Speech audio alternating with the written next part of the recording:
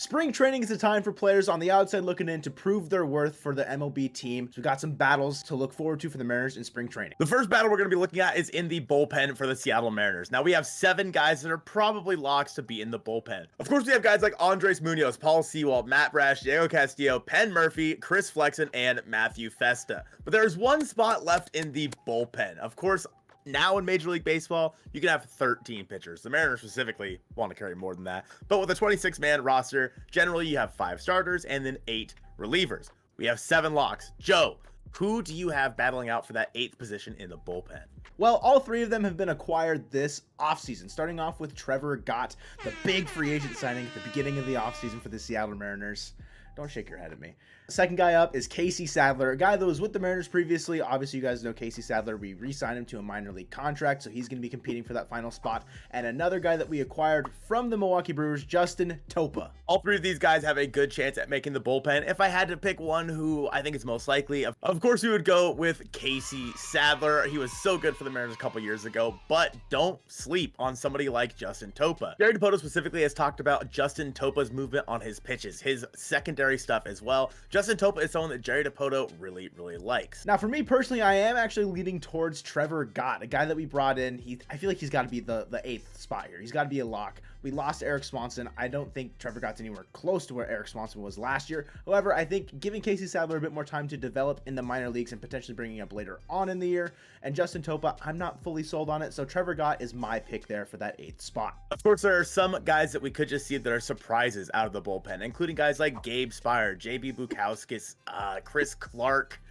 Isaiah Campbell's another one. Isaiah Campbell's a good one. Justice Sheffield recently DFA'd. And of course, a guy that Joe Doyle really likes, and AJ Puckett. His stuff has shown to be off the charts. Continuing with the trend of bringing guys in the offseason, competing for these final spots, the corner infield spot is all up for grabs between Tommy LaStella and Colin Moran. I really do think that Tommy LaStella is going to be the one to run away with this. We've seen Jerry Dipoto talk about LaStella ad nauseum. He's known LaStella for a while. He also liked the fact that he went to Driveline this offseason. And he said that if he can get back to what he was a few years ago before injuring his Achilles, Tommy LaStella is going to be a big deal to this team, especially against right-handed pitching. He can give a day off to Ty France. He can give a day off over at third base for Eugenio Suarez. And we could see him DH every once in a while against right-handed pitching as well.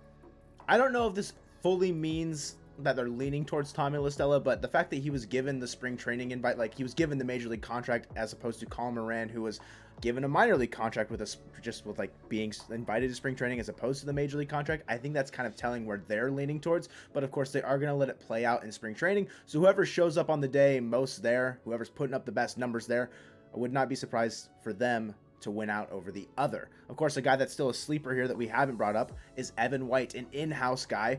He looking like the healthiest he's ever been since, those injuries a couple years ago. That's what Jerry Dipoto said during the luncheon the other day. So watch out for him as well, but I don't know. I don't really know who I'm leaning towards. You said LaStella. I don't think I have really a preference, if I'm being honest with you.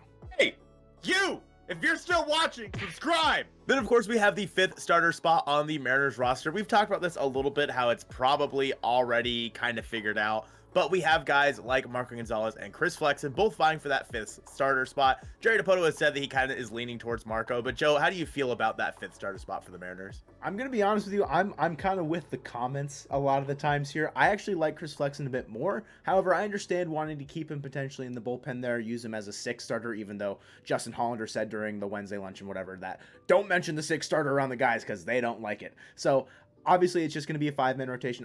I believe what they're saying, right? And it's probably going to be Marco, but I might lean towards Flexen myself. I personally like the idea of having 2 lefties in the starting rotation, but yeah, Flexen has been pretty good. I think he's the Mariners' best trade chip, and I think maybe keeping him stretched out as a starting pitcher might kind of raise his value a little bit. There's also, of course, guys like Emerson Hancock, Bryce Miller, Brian Wu, so on and so forth. But with that being said, Jerry has specifically said that he doesn't really want to bring them up before they're ready. So Marco Gonzalez, Chris Flexen, one of them is going to be the 5th starter, barring an injury, of course. That is kind of goes for everything in this video.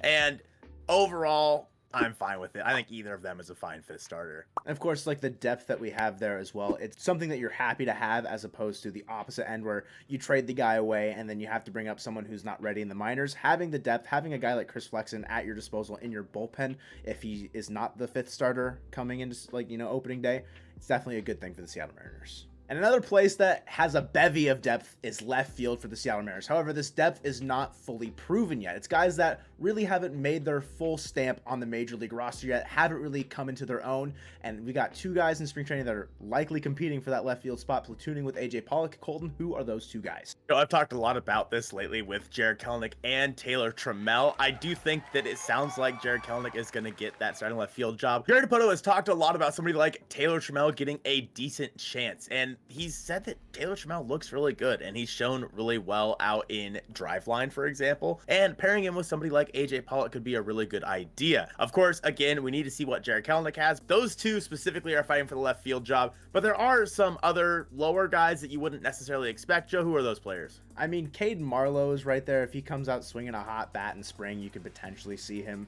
taking some at-bats out there. But I really don't see anyone else other than Jared Kelenic and Taylor Trammell, if I'm being honest with you. Those two guys have the most major league pedigree, although it's not a whole lot. But they've shown that they can produce a decent amount when they needed to, especially, when it comes down to injuries or filling in spots for guys giving them a day off. Those two guys should be the only two, in my opinion, fighting for that spot. And we actually talked a little bit more about that in this video on the screen now, about Taylor Trammell being the most overlooked player on the Mariners roster. We want you to check that one out next. We appreciate you guys watching this one, and go Mariners.